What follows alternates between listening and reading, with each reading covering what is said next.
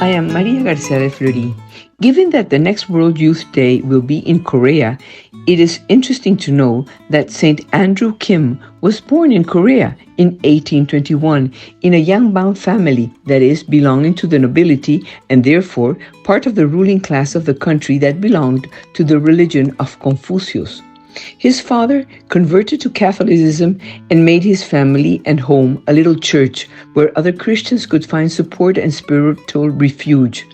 Upon conversion, he adopted the name of Ignatius, and today we know him as Saint Ignatius Kim, who died as a martyr in 1839, a victim of persecution.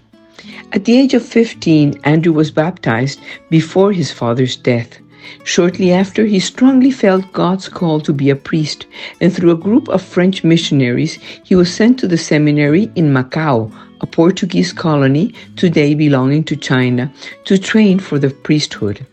In 1845, he was sent to Shanghai in mainland China, where he was ordained as a priest, becoming the first priest originally from Korea.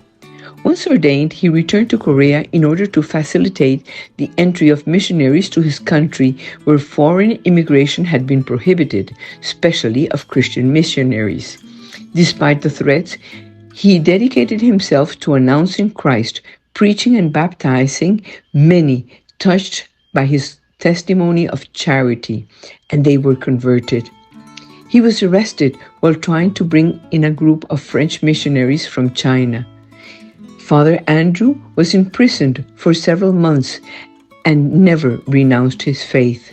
For this reason, he was sentenced to death on September 20, 1846. He was beheaded. Father Andrew Kim was barely 25 years old. Before dying, he said, "It is for Christ that I die. My immortal life is at its beginning. Convert to Christianity if you want happiness."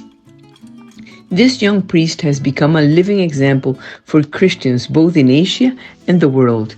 When Pope St. John Paul II visited Korea on May 6, 1984, he canonized him along with 102 other martyrs of Korea and said, "St. Andrew Kim and the martyrs of Korea have become leaven of the church as a living community of disciples and witnesses of Jesus Christ. The blood of martyrs is the seed of Christians." These words from the first century of Christianity are now confirmed before our eyes. On September 16, 2023, an imposing 4-meter-high statue of Korea's first priest and martyr, St. Andrew Kim, was blessed and inaugurated in St. Peter's Basilica in the Vatican.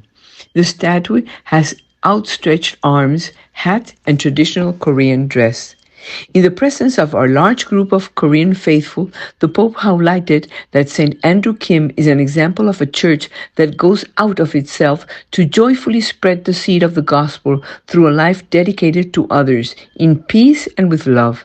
It is a living example of the words of Jesus. If the grain of wheat falling onto the ground does not die, it remains alone. But if it dies, it bears much fruit.